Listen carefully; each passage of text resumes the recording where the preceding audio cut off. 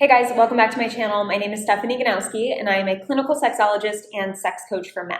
And in today's video, I want to help you out when it comes to you wanting to talk about sex with your female partner, but she's never receptive to it. And you're just like, how am I supposed to have a conversation about wanting to try new things or things that I'm dissatisfied in within our sex life? Like, how do I bring this up to her if she's always shutting the conversation down? And I want to give you a tip for how you can approach this potential conversation, because the approach has a lot to do with how the conversation is played out. And here's an example. So what a lot of us tend to do when we're upset about something, you say something like, hey, I'm really upset about this. Like, we need to talk. This isn't okay. And it kind of sets the tone for this uncomfortable conversation that's going to be really hard and difficult. I want you to first try to make it sound more light and relaxed and curious. All right. So what I mean by that is the example of this approach I'm describing now would be, hey, I've really been thinking a lot about our relationship and our sex life specifically. And I have some ideas on how we can meet in the middle and how we can have a sex life that works for the both of us. And I'd love to hear your thoughts. See how this is more setting you up for intrigue, where it's like, I wonder what the ideas are. Or, he actually wants to know my thoughts. You know, it kind of puts her in the place of getting curious as to what you're going to ask, and also feeling like she's going to play a part in the discussion. And it's not just going to be her, getting yelled at or blamed, where you're each going to play the blame game. This is what we both do to each other. Like men and women do this to each other when they're upset.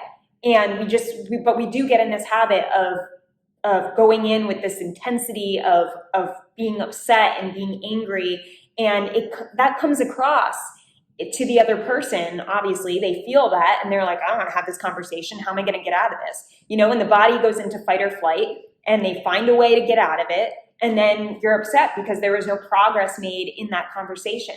Whereas if you can ask yourself, all right, what's the best way that I can make this conversation relaxed and genuinely be curious around what she has to say here, and also have, I guess we could say this is part two, have a specific question you're going to ask her. Because if you just go in and be like, all right, I'm not happy with our sex life, she's just going to be like, I don't know what to say. I don't know what to do. So it's a matter of you. And I say you because if you're the one who's more dissatisfied, then you need to be the one to help bring more clarity around what your needs are and bring that topic up, right? So then it becomes a matter of saying something like, hey, this is what I love about our relationship. I love how we do this together. I love how this happens in the morning. I love how we blah, blah, blah. But I'm really struggling when it comes to this part of our relationship. And it's really making me upset. It's making me feel like you're not attracted to me. And I'm not sure if that's true, but that's how I feel. And I'm wondering if you'd be on board to find a middle ground for us so that we can work through this together. Coming from that frame of mind as I want to work through this with you together. I want us to do this together. And that togetherness and that way of speaking creates a team effort within this problem solving versus, hey, I'm mad at you, you need to do this. Hey, well, I'm mad at you, you need to do this.